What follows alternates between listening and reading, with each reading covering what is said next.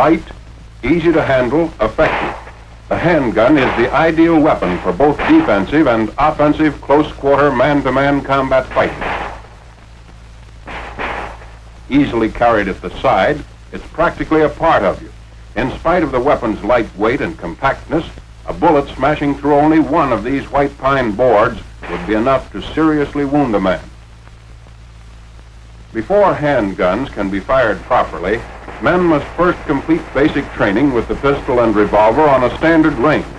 Here, trigger squeeze, sighting and aiming, and other fixed and correct firing habits are learned. This basic training, however, doesn't prepare a man to get the most out of his weapon in combat. For here on the range, he's firing under ideal conditions at stationary targets. Being a good shot on a range doesn't mean that a man will be the same good shot when the target is moving or firing back at him. To get the maximum out of his gun, a man must learn to fire quickly and instinctively. Just as a rifleman graduates from the practice range to combat firing, the man armed with the handgun must have the same kind of advanced training with his weapon. A course in combat or practical firing has been designed to give that needed advanced training. As in this demonstration, men learn to shoot quickly and accurately from any one of the three basic firing positions. From the prone position, they learn to score hits on a pair of bobbing targets at over 50 yards. Moving up to 25 yards and assuming the kneeling position, they'll be able to do the same thing. In combat firing, a two-shot burst gives a dispersion of 6 to 8 inches on the target, assuring at least one hit. When a moment's delay may cost a life, combat firing trains men to fire instinctively from the standing position, pointing the gun as if it were a finger. To change the direction of fire quickly while at a standstill, just pivot on either foot.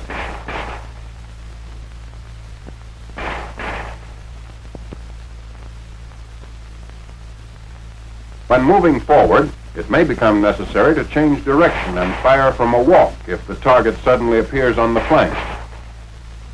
This is combat firing, quick, automatic, and accurate. Now let's follow a small group of men who've just finished basic training with the pistol as they're taken through a course in combat firing. Safety precautions apply here too. The first thing you always do is inspect and clear your piece.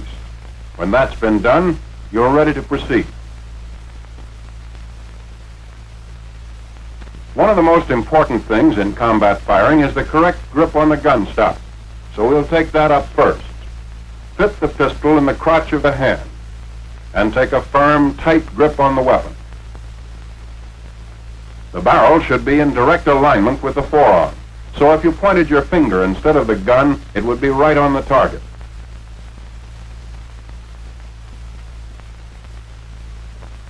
If the weapon is held a little to the right or to the left in the hand, the barrel will not line up with the forearm and shots will miss.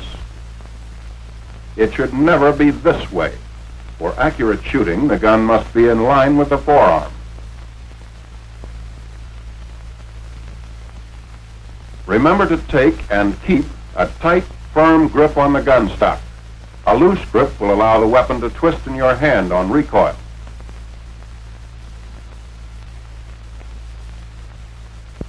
Keep practicing this rigid grip until it's done automatically. That's the way you'll have to do it when it really counts. Your use of handguns probably won't be limited to the pistol. Let's have a look at one of the revolvers used by the Army. The revolver is a natural pointing gun. When placed in the hand, it is directly on the target.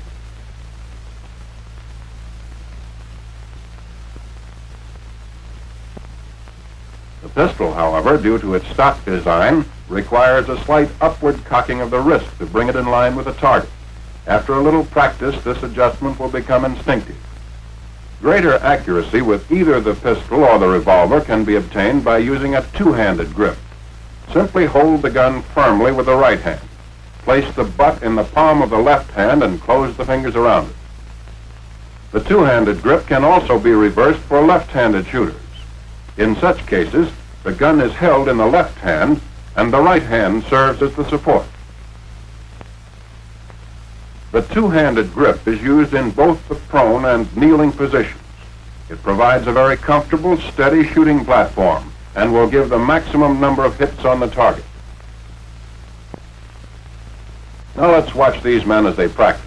The mistakes they make are natural, and you can profit by their errors. Later, there will be several other opportunities to apply the two-handed grip in the prone and kneeling positions. After the one- and two-handed grips have been mastered, the group is introduced to the three basic firing positions. First, prone. Although it takes the longest to assume, it's the steadiest to fire from. And in this position, the body presents the smallest target to the enemy. As prone is best of the three basic firing positions for steady and accurate long-range firing, it should be practiced until it can be assumed quickly and easily. There's no set or definite way to get into it as to body angle, legs, or heels. Just lie as flat as the terrain will permit with the gun extended. When in the prone position, additional time should be spent practicing the two-handed grip. For if the gun is not held correctly, you won't hit the target no matter how steady the firing position. When your instructor is satisfied with your proficiency in the basic prone position, he may allow you to practice more spectacular maneuvers. A neat trick is rolling out of place and into better cover after each burst of shots. This serves to confuse the enemy and keeps him from guessing your location. The second basic position in combat firing is kneeling. Like prone, kneeling offers a relatively small target and at the same time is very steady. It's easy to get into. Just drop down on one knee and extend the gun.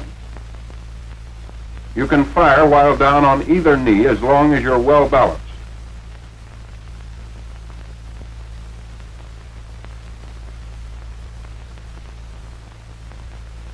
With practice, and remembering to use a tight, firm, two-handed grip, you'll soon be able to throw your shots right where you want them.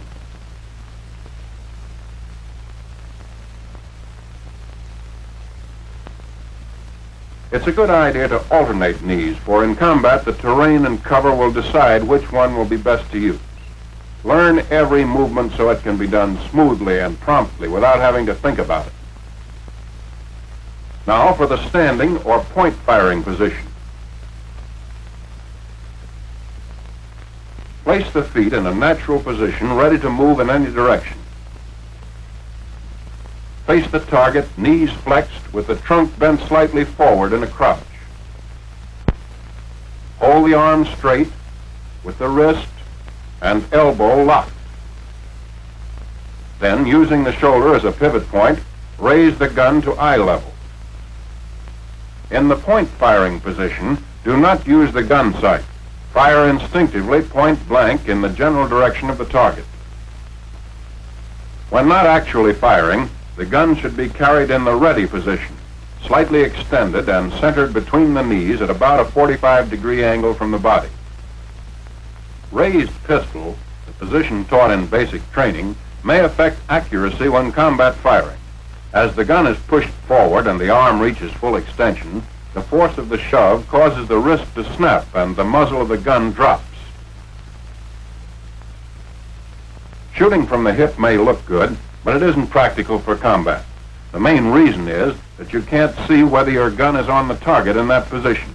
Then, too, if you lock your elbow to form a 90-degree angle between the forearm and the upper arm, you're off balance when you shoot at high targets.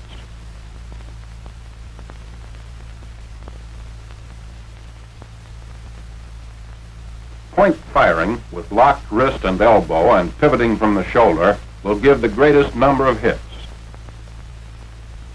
Here's an alternate position which some shooters find more comfortable. The elbow is held flexed or bent instead of being locked straight. Considerably more practice is necessary to master this position. Be sure to extend the gun far enough to the front so that you can get a glimpse of it and correct any shooting errors. When the situation demands an angle shot from either a standing or walking position, don't just pivot from the shoulder. The chances of a hit that way are only 1 out of 3. And don't jump around to change the direction of fire. Or, like swinging the arm, you can't land in the same place twice. If the ground happens to be rough or uneven, you're apt to lose your balance. Turn smoothly. Let the movement of the body take care of any change in direction. Smooth, easy pivoting will keep the gun in the same relative position to the eyes and body, enabling you to shoot where you look. Pivot on either foot, whichever brings you into the best firing position. When pivoting, bring the gun up to eye level during the time the body is changing direction. Point firing depends on doing everything quickly, smoothly, instinctively. Practice all the things you've learned over and over again until they become as natural and effortless as breathing.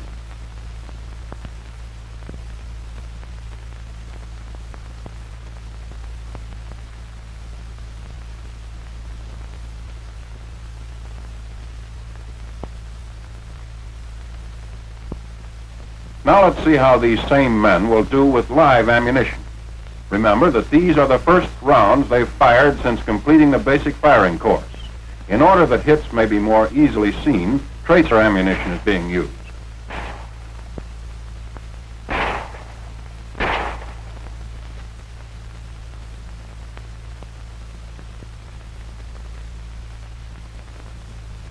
Each target appears for only a short time, so shooting must be rapid as well as accurate. A burst of 2 shots assures at least 1 hit.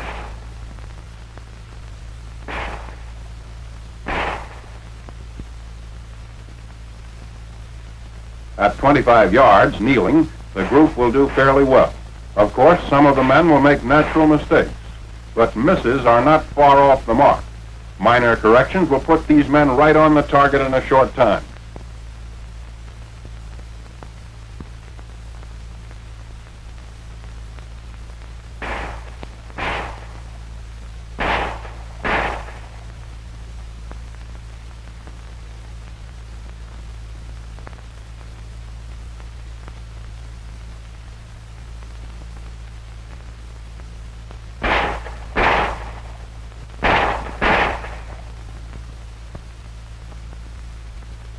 With point firing, it's best to start close to the target and work gradually back as speed and accuracy increase.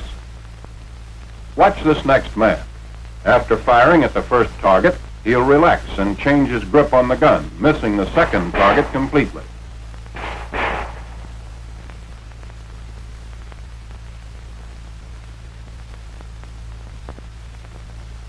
Here's a man who doesn't have his gun lined up with his arm and isn't shooting where he's pointing.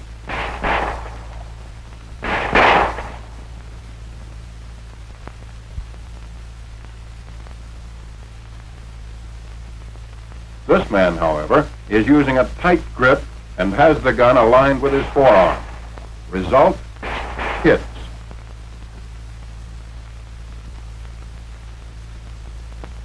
For teaching large groups of men combat or practical firing, a regular pistol range can be easily converted. The main requirements are a firing line at 50 yards and replacing the conventional bullseye targets with 2 bobbing targets placed 8 feet apart for each firing point.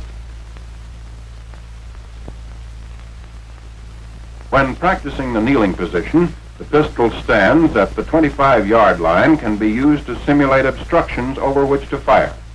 The gun should never be rested directly against them or anything else when firing. If additional support is needed, rest the hand or arm against the solid object, but never the gun itself. For practicing point firing, shoot from the 15-yard line. Allow no more than 2 steps forward to maintain the safety angle. Point firing will require more practice than firing from either the prone or kneeling positions. Courses of instruction should be designed to provide additional time for the standing position.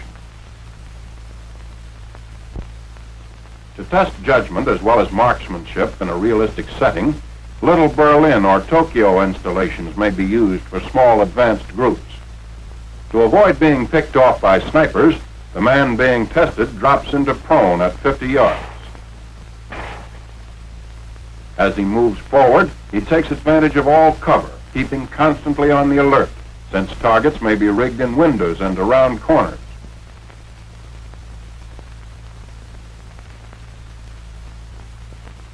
At 25 yards, the situation calls for the kneeling position. Ahead in the open, only point firing will be possible.